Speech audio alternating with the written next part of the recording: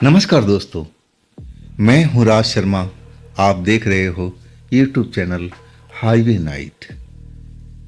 दोस्तों, मैं आज आपको एक टैक्सी चालक का कहानी सुनाने जा रहा हूं। ये टैक्सी ड्राइवर का नाम है प्रवीण। उत्तर प्रदेश के गाजियाबाद जिला का रहने वाले। आइए, जो उनके साथ घटना घटी थी ना, साल था 2014। तो चले आज की प्रवीण की कहानी में, प्रवीण की ही पॉइंट ऑफ व्यू से। दोस्तों, मेरा नाम प्रवीण है। उस घटना का जिक्र आते ही मेरा रोम रोम कांप उठता है। जो रात को उस दिन हुआ था, वो घटना मैं कभी आज तक भूलता नहीं हूं। ऐसी ही वो घटना ही थी। दोस्तों, मैं टैक्सी चलाने का काम करता हूँ। मेरा नाम है प्रवीण। अब मेरा उम्र लगभग 30 साल का हो चुका था। मेरी शादी को 5 साल हो चुके थे। अब मेरा एक सुंदर सा बेटा भी था। हम गाजियाबाद की एक कॉलोनी में रहा करते थे। अपना ही मकान है। मेरे परिवार में मेरे माता पिता, अब मेरा एक छोटा भाई, अब मेरी पत्नी, अब मेरा बेटा, इतना ही लोग का हमारा पूरा परिवार था। अब मेरी जो पत्नी है ना, कभी कभी अपने मायके भी जाती थी। अब मायका मैं ही छोड़ के आता था। मेरा गाजियाबाद के घर से 30 किलोमीटर की दूरी पर मेरा ससुराल था। अब मैं कभी कभी अपनी पत्नी को रात में भी ले जाता था, तो मेरे ससुराल वाले मुझ पर नाराज हो जाते थे। कहते थे, दामाद जी, आधी रात के बाद इस रोड पर मत आया करो। मैं उनकी बात सुनकर के हंसने लगता था। ऐसा क्या है जी इस रोड में कि आधी रात के बाद आना मना है? और तब वो बताते थे कि देखो दामाद जी, इस रोड पर आत्माएं घूमती रहती है और कई यहाँ पर ऐसे एक्सीडेंट हो चुके हैं। देखने में साधारण से लगते हैं, लेकिन जो गांव का लोगों का कहना है ना कि एक्सीडेंट उन आत्माओं ने कराया है, उनका ही इसमें हाथ है। लेकिन मैं ठहरा टैक्सी चालक। अब मैं तो अब रोड का कोना कोना छान मारता हूँ। मैं रात में, सुबह में, हर वक्त मैं अपना टैक्सी चलाता रहता हूँ। मुझे आज तक किसी आत्मा से कभी आमना सामना नहीं हुआ था। हाँ, मैं ऐसे किस्से कहानियों पर विश्वास भी तो नहीं करता था। हाँ, मैं कभी भूत प्रेत को मानता भी नहीं था। तो मैं उनकी बात पर मन ही मन हंसता था और सोचता था कि कैसे अंधविश्वासी लोग हैं जो आज के टाइम में भी अंधविश्वास में जकड़े हुए हैं। ये भूत प्रेत क्या मजाक बना रखा है? कहाँ है भूत प्रेत? अगर भूत प्रेत होते तो मुझे क्या रात में दिखाई नहीं देते? जब मैं रात को अकेले टैक्सी चलाता हूँ, यही सब अपने मन में विचार करता था। और मैं उनकी बातों पर हंसता भी था और मजा भी लेता था। मैं पूछता था कि कैसे लगते हैं वो आत्माएं, कैसी होती हैं भूत प्रेत। और तब मेरे सास ससुर बताया करते कि बेटा, भगवान न करे तेरी उनसे कभी मुलाकात हो। वो एक बला है, एक आत्मा है। आत्मा से कभी आमना सामना होना अच्छी बात नहीं है। खैर, उस समय तो मैं उनकी बातों पर बड़ा आनंद लेता था, हंसता था। लेकिन वो रात मैं कभी भूल नहीं सकता। मेरी पत्नी 2 दिन से अपने ससुराल में मैं छोड़ के आ चुका था। वो अब मुझे बता रही थी कि अब आकर के ले जाओ। अब मैं बोला कि ठीक है, वक्त आने दो, मैं खुद आऊँगा, तुम्हें फ़ोन भी करूँगा। मैं अपने ससुराल के साइड में ही गया था सवारी छोड़ने के लिए। हालांकि ससुराल से मैं 10 किलोमीटर पहले ही था। वो वक्त था आधी रात का। अब मुझे लगा कि यार, जब मैं यहाँ अपना ससुराल के पास आ चुका हूँ, अब यहाँ से मेरा ससुराल 10 किलोमीटर की दूरी पर है, तो मैं फिर कल सुबह आऊँगा या शाम को आऊँगा, आना तो पड़ेगा ही ना। तो क्यों ना मैं ऐसा करूँ कि अभी मैं ससुराल ही चला जाऊँ और रात रुक करके, बाकी जो रात बची हुई है रुक करके और सुबह मैं अपनी पत्नी अपने बच्चे को लेकर के मैं आ जाऊंगा। यही प्रोग्राम मैं अपने मन में बना लिया था। अब मैं आधी रात को अपनी पत्नी के पास मोबाइल पर फ़ोन कर बैठा। बड़ी मुश्किल से उसने फ़ोन उठाया, नींद में लग रही थी। अब मैंने उसको बताया कि देख मैं आ रहा हूँ, अब मैं सुबह में तुझे लेके चलूँगा। वो नींद में थी, पता नहीं मेरी बात को समझी या नहीं समझी, लेकिन जब नहीं समझी तो मैं दोबारा फ़ोन फिर लगा दिया था। फ़ोन घंटी बजती रही। अब फिर मेरी सासू माँ ने फ़ोन उठाया। मैं पूछ बैठा कि मेरी पत्नी कहाँ है। उससे मेरी थोड़ी देर पहले बात हुई थी, क्या इतना नींद में मतवाला हो चुकी है? तब मेरी सासू माँ ने कहा कि हाँ बेटे, वो ऐसी ही सोती है, बताओ बात क्या है। मैंने बोला कि सासू माँ, मैं आ रहा हूँ, मैं आपके गांव के आसपास में ही हूँ, तो मैं सोचा कि अब यहीं से मैं अपने पत्नी को लेते चलूँगा। आप उसको बोल देना कि मैं अभी पहुँच रहा हूँ, थोड़ा टाइम लगेगा। मेरी सासू माँ कहने लगी, बेटा तुम कहाँ पर इस वक्त? मैंने उस गांव का नाम बताया। तब वो कहने लगी, बेटा वापस शहर चले जाओ और देखो सुबह में आना, इस वक्त हमारे गांव के आसपास में आना ठीक नहीं है।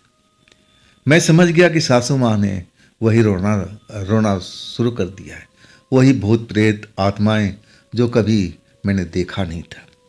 अब मैं कहने लगा कि सासू माँ, मैं इन शक्तियों से डरता नहीं हूँ, इन चीज़ों को मैं मानता ही नहीं हूँ। आप बेफिक्र रहिए, मैं थोड़ी देर में आपके घर पहुँच जाऊँगा और जब मैं फ़ोन करूँगा तब आप दरवाज़ा खोल देना। इसके बाद में मैंने फ़ोन कट कर दिया था।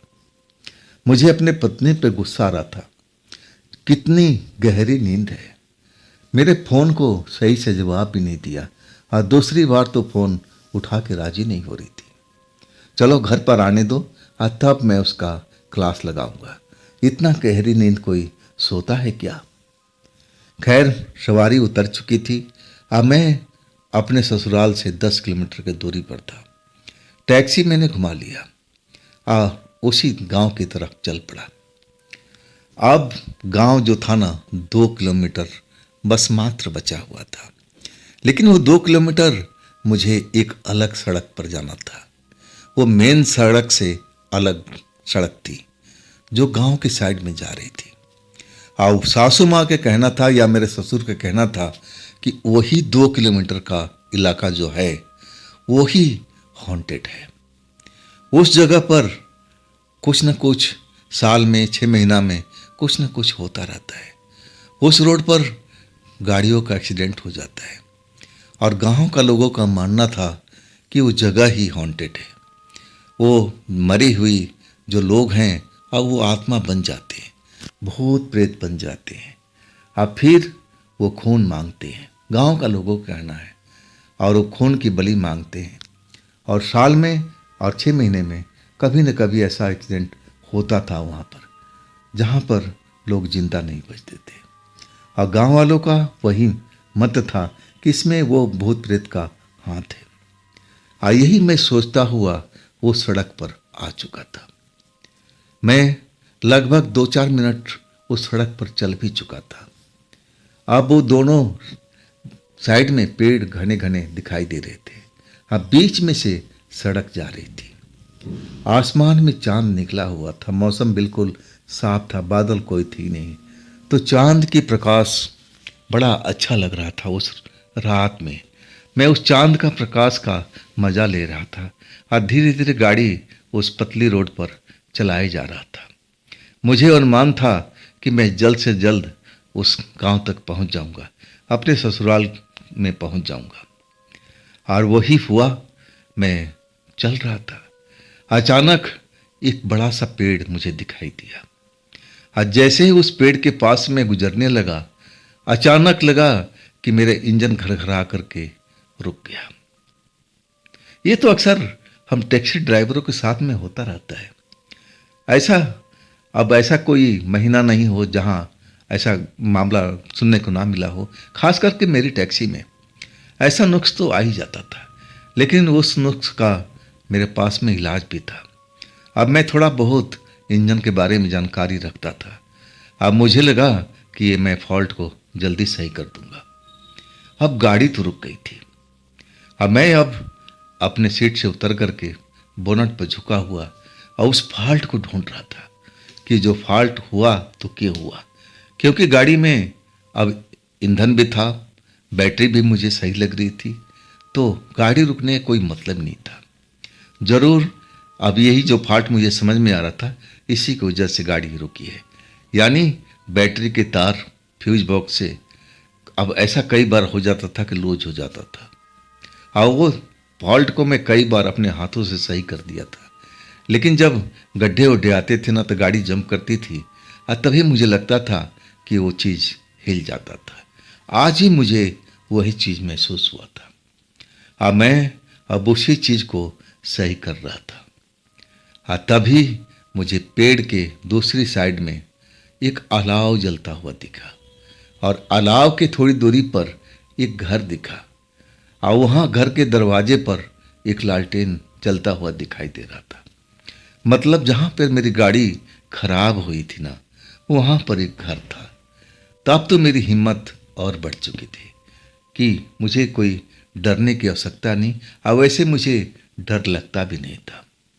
लेकिन सासू माँ ने जो बोला था ना, आज मन में थोड़ा सा, अब इस जगह पर जब गाड़ी खराब हुई थी ना, तो मुझे लगा कि सासू माँ ने जो बताया है ये मामला क्या सच में सही है। इस जगह पर आत्माएं वास करती हैं, और वो जो भी रात को अकेले चलता है उसके साथ में एक्सीडेंट करवा देती है। यही मैं सुन करके थोड़ा सा सिहर सा गया था कि कहीं ये बात सत्य हो तब क्या होगा। मैं इन चीज़ों को तो मजाक में लेता था। खैर, मैं उस फॉल्ट को एक तरह से सही कर दिया था।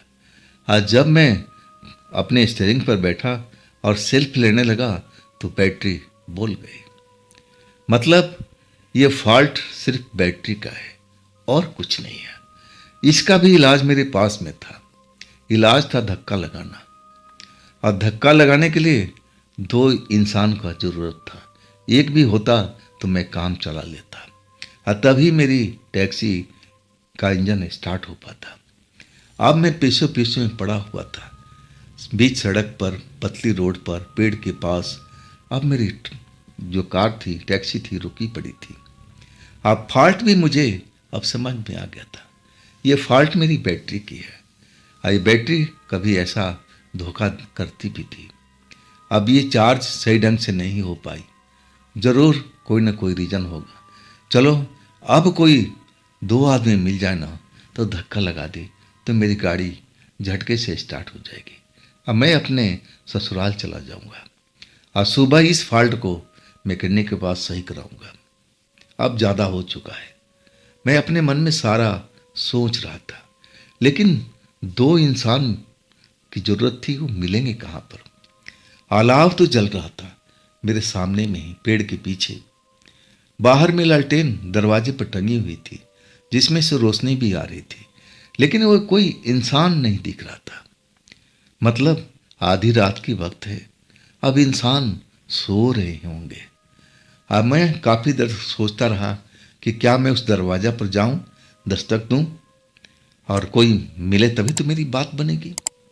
मैं सोचता रहा। फिर मन में विचार आया कि छोड़ो, अगर वो लोग बुरा मान गए कि रात को आके मेरी नींद हराम कर रहा है, अगर कुछ उल्टा सीधा बोल दिए तब क्या होगा। अब फिर मैं सोचने लगा कि अगर मैं उस दरवाजे पर नहीं जाऊंगा तो मुझे सारी रात यहीं व्यतीत करनी पड़ेगी। बिना धक्का लगाए ये गाड़ी स्टार्ट तो नहीं होगी। अब मुझे यही करना ही पड़ेगा। मैं हिम्मत जुटा करके उस अलाव को जो जल रहा था उसको पार किया, उस दरवाजे पर पहुंचा जहां पर लालटेन टंगी हुई थी, लेकिन दरवाजा लग रहा था कि बंद था। मैं नॉक किया, आवाज भी किया कि इस घर में कोई है, कोई है। दरवाजा में नॉक करता जा रहा था, आवाज लगाता जा रहा था, लेकिन अभी तक मुझे कोई भी जवाब नहीं मिला था। अब मैं बार बार दरवाजे पर दस्तक दे रहा था। करीब 5 मिनट हो गया, तब एक मधुर सी आवाज सुनाई पड़ी। कौन है बाहर दरवाजे पर? क्या काम है बताइए। मैं जब वो मधुर आवाज़ सुना ना, तो मुझे एहसास हुआ कि वो ज़रूर कोई औरत है, लड़की है। अब मैं बताया जी, मैं एक ड्राइवर हूँ, मेरी गाड़ी खराब हो गई है। आपके घर में कोई मर्द हो तो मुझे ज़रूरत है धक्का लगाने के लिए। अब रात के टाइम में आपका ही घर मुझे नज़र आया, तो मेहरबानी करके दरवाज़ा खोलिए। अब मेरी समस्या को सुलझाने में मदद कीजिए। फिर एक आवाज़ सुनाई दी, ठहरिए अभी खोल रही हूँ। इसके बाद कई मिनट तक वो दरवाज़ा नहीं खुला। सन्नाटा पसरा हुआ था और उस पेड़ पर जहाँ पर अलाव नीचे जल रहा था, अचानक चमगादड़ों का झुंड तेजी से फरफरा करके एक झटके से उड़ा, तो मैं चौंक गया था। पंख की फड़फड़ाहट मुझे डरा दिया था। इतनी भयानक वो आवाज़ मेरी कानों में पड़ी थी। और अचानक अब वहाँ पर जैसे आवारा कुत्तों ने रोना शुरू कर दिया था, जबकि गांव अभी दूर था। लेकिन आवारा कुत्ते यहाँ पर कहाँ आए, अब क्यों रोना शुरू कर दिए? ये शगुन मुझे सही नहीं लग रहा था। मेरा मन कर रहा था कि इस जगह से चलो, गाड़ी में आराम कर लेंगे, अब सुबह में देखा जाएगा। कोई ना कोई अब जो पहले आएगा उससे मैं रिक्वेस्ट करूँगा कि भाई थोड़ा गाड़ी में धक्का लगा दो, मेरा गाड़ी खराब हो गई है। अब यही सोच कर के मैं लौट ही रहा था, क्योंकि मुझे कुछ बड़ा ही विचित्र लग रहा था। इस घर की जो सन्नाटा था ना, मुझे सही नहीं लग रहा था। और ये चमगादड़ों का एकाएक उड़ना, कुत्तों का रोना मुझे शुभ नहीं लग रहा था। मुझे लग रहा था कि मेरे साथ कुछ उल्टा ना हो जाए। और तब तक मैं मुड़ता, दरवाज़ा खुल चुका था। दरवाजे में एक औरत खड़ी थी जो आधा घूंघट काढ़ी हुई थी, अपने चेहरे को ढक रखा था, आंखें दिखाई दे रही थी। और आंखों का जो बड़ी बड़ी सी आंखें थी, मैं देख करके अनुमान लगा लिया था कि ये जवान औरत है। वो जब सामने खोल करके दरवाज़ा आ गई ना, तब मैं बोला, जी आपके घर में कोई हो तो कार का धक्का लगाना था, मुझे 2 मर्द की ज़रूरत है, तो आपके परिवार में हो है कोई इस टाइम में? वो औरत पहले तो मुझे घूर कर देखी, अब फिर हाथ का इशारा किया कि ठहरो ठहरो। मैं रुक गया, चलो ज़रूर ये मेरी सहायता करेगी। अब वापस जाएगी और घर को मर्दों को उठा के ले आएगी, और तभी ये मेरा काम हो पाएगा। मैं एक तरह से उन डरावनी बातों को भूल चुका था। मुझे कहीं से भी इस घर में इस औरत से डर नहीं दिख रहा था। देखने में साधारण सी औरत लग रही थी, इससे डरने की जरूरत क्या था? और तभी वो औरत एक झटके से घर के अंदर गई, अब फिर लौटी नहीं। मैं काफी देर तक वहां दरवाजे पर खड़ा रहा, इंतजार करता रहा कि अब वो औरत लौटेगी, अब वो औरत लौटेगी। लेकिन जब 5 से 10 मिनट हो गया, तब मुझे बर्दाश्त नहीं हुआ। मैं उस दरवाजे पर खड़ा अंदर झांकने लगा। अंदर कुछ कमरे से दिखाई दे रहे थे जो अंधेरे में डूबे हुए थे। एक जगह पर मुझे रोशनी नजर आ रही थी, शायद वहां पर लालटेन जल रहा था, जैसे बाहर दरवाजे पर खूंटी पर टंगा हुआ था, और वैसे ही लालटेन की रोशनी मुझे वहां नजर आ रही थी।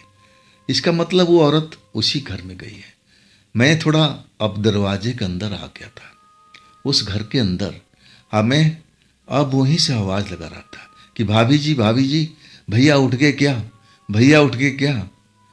जब कोई आवाज़ नहीं आई ना, तो मेरे मन में फिर शंका घिरने लगी कि औरत इतनी जल्दी गई या फिर लौट के नहीं आई, किस घर में गई है?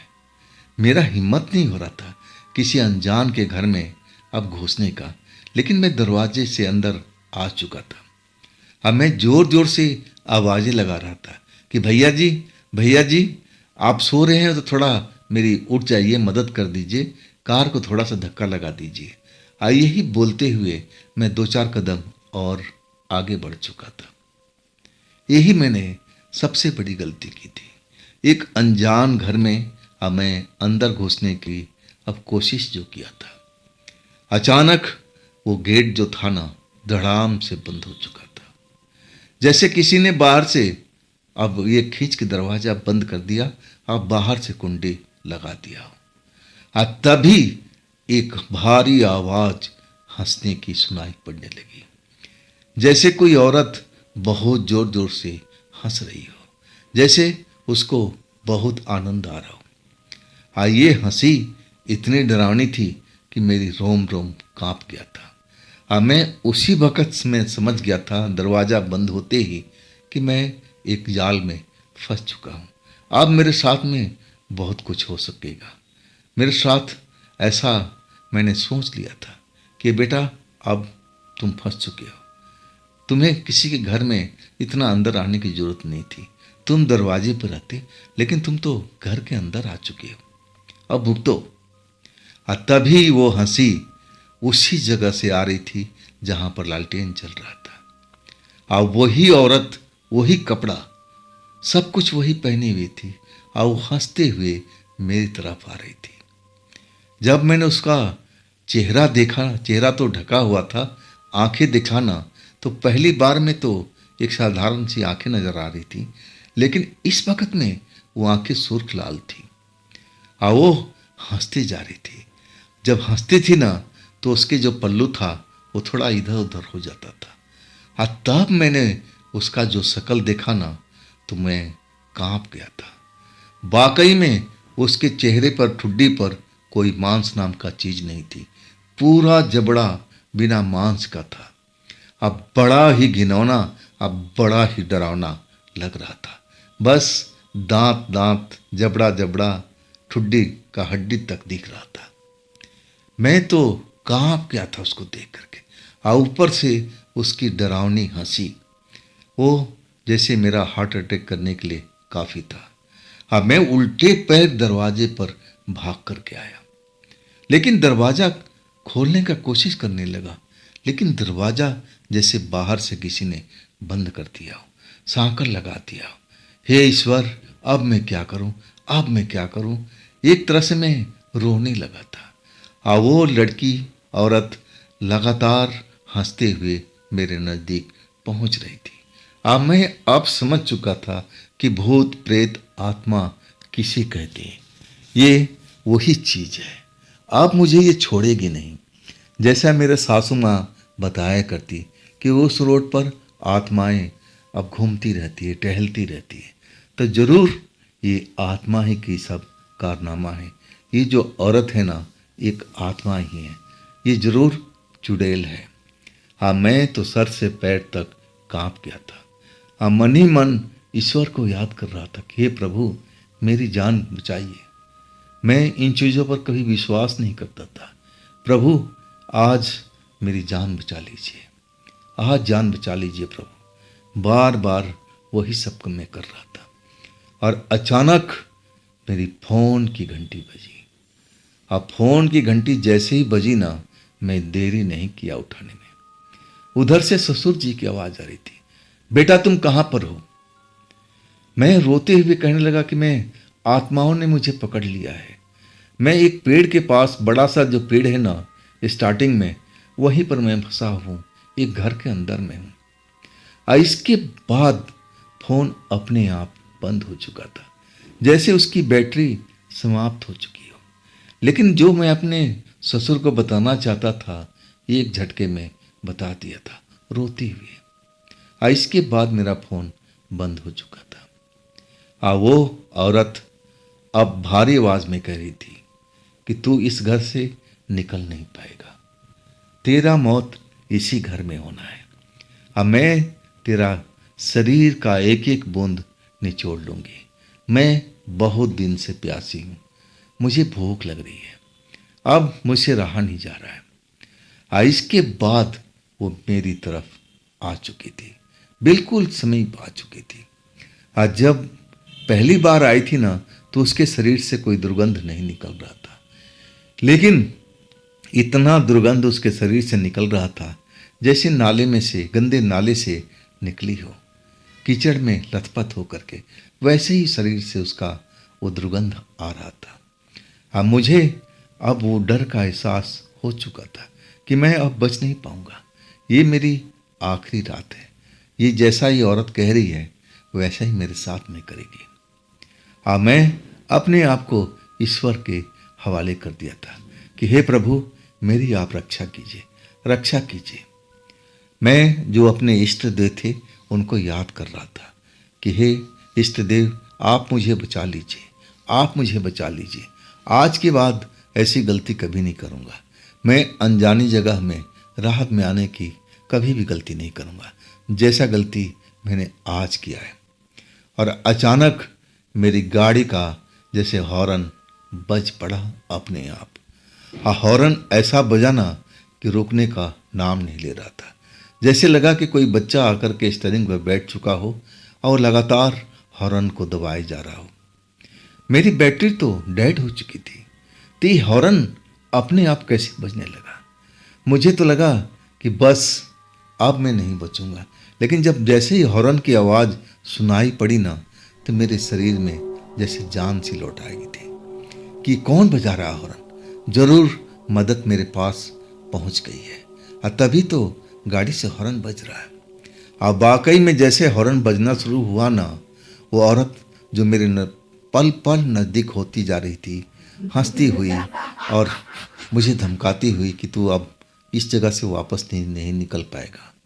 और जैसे ही हॉर्न की आवाज़ सुनाई पड़ा ना, वो औरत पीछे हट चुकी थी और वो दरवाज़ा जो बंद था ना, खुल चुका था। मैं तो इसी पल का इंतजार कर रहा था और मैं अगले पल उस घर से बाहर निकल चुका था। दौड़ता हुआ उस अलाव के पास पहुंचा जहां मैं अलाव जलता हुआ छोड़ के इस घर की तरफ आया था। वहां अलाव नाम का कोई चीज़ भी नहीं था। जब मैं गाड़ी के पास आया ना, तो मुझे लगा कि गाड़ी के अंदर में कोई बैठा हुआ और हॉर्न को दबा रहा है, लेकिन कौन था मैं देख नहीं पाया। जैसे ही गाड़ी के पास पहुंच रहा हूं, हॉर्न बंद हो चुका है और उस गाड़ी में कौन था वो मुझे दिखाई नहीं पड़ा। वाकई में ये जो घटना मेरे साथ में घटी थी ना, दिल दहलाने वाली थी। मैं अगले पल अपनी गाड़ी में अब मैं अपने गाड़ी को स्टार्ट कर रहा हूँ और कमाल की बात है कि गाड़ी स्टार्ट हो चुकी है, बैटरी पूरा फुल बैकअप में है। तो ये कैसे हो गया? लेकिन मुझे अब खेल समझ में आ चुका था कि जो मेरे साथ में हुआ था ना, ये जरूर उसी औरत का काम था। उसी ने सब माया जाल रचा था। इसके बाद मैं उस जगह पर रुका ही नहीं, तेजी से गाड़ी को दौड़ाते हुए अपने ससुराल की तरफ पहुंचने लगा। आधे रास्ते में मेरे ससुराल के लोग हाथ में लठ टॉर्च लिए हुए आते हुए दिखाई दिए। जब वो मेरी गाड़ी को देखे तो हाथ देने लगे। मैं भी तो यही चाहता था। मैं घबराया हुआ, डरा हुआ गाड़ी रोक दिया। जब वो ससुर मेरे को देखे ना, तब उन्होंने चैन के सांस लिया। कहने लगे, दामाद जी, आपको बताया था ना कि आप रात के टाइम में मत आया करो। आप तो मेरी बात को समझते ही नहीं। आज आपने देख लिया, हुआ क्या था, अब बताओ। मैंने जल्दी जल्दी से सारी बात अपने ससुर को बताई कि ऐसे ऐसे हादसा मेरे साथ में हुआ था। मैं तो मदद मांगने गया था उस घर में। मुझे लगा कि वहाँ अलाव जल रहा है, रोशनी जल रही है, तो वहाँ जरूर मर्द होंगे और उनसे मैं गाड़ी का धक्का लगवा दूंगा। लेकिन वहाँ तो जैसे कोई मेरे लिए माया जाल बिछा के बैठा हो। अचानक मेरी हॉर्न ना बजती ना, तो मैं शायद बच नहीं पाता। लेकिन ये हॉर्न कौन बजा रहा था? मैं इतना जरूर देखा था कि गाड़ी में कोई बैठा था, लेकिन मैं उसको पूर्ण रूप से देख नहीं पाया। जब तक मैं नज़दीक जाता, हॉर्न बंद हो चुका था। और तब मैं एहसास हुआ कि जब हॉर्न बज रहा है तो मेरी बैटरी बिल्कुल सही है। मैंने अपनी गाड़ी को स्टार्ट किया और गाड़ी मज़े में स्टार्ट हो चुकी थी। तब मेरे ससुर कहने लगे कि बेटा, तुम्हारी जो रक्षा की है ना, तुम्हारे इष्ट देव, तुम्हारे कुल देवता, और नहीं तो तुम शायद आज की रात जब तक हम लोग पहुंचते तुम्हारा काम तमाम हो जाता। तुम्हारी गाड़ी और कहीं पड़ी होती, एक्सीडेंट की तरह लगता, और तुम्हारा भी हालत उन एक्सीडेंट की तरह होता। मैं तो सोच करके कांप गया था कि अगर उस वक़्त में मेरी गाड़ी का हॉर्न नहीं बजता तो मेरे साथ में यही सब हुआ होता ना। जैसा मेरे ससुर बता रहे थे।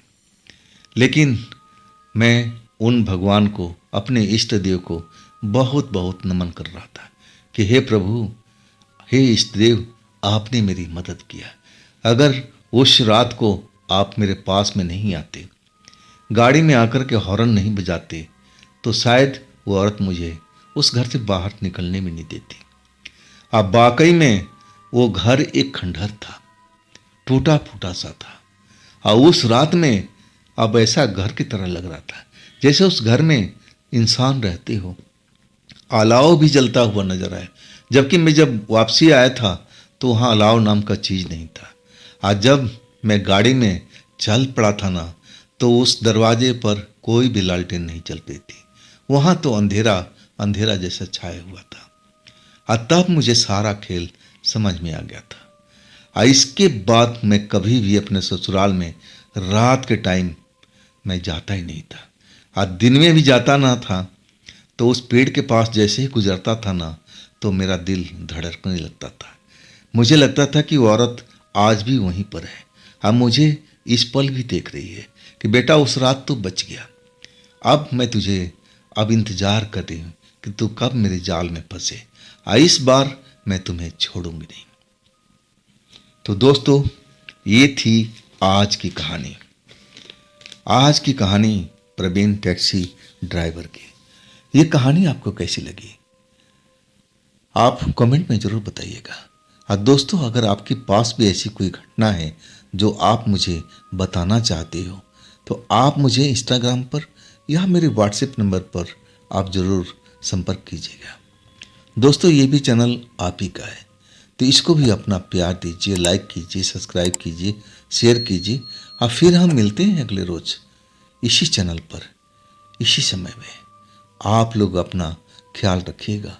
नमस्कार।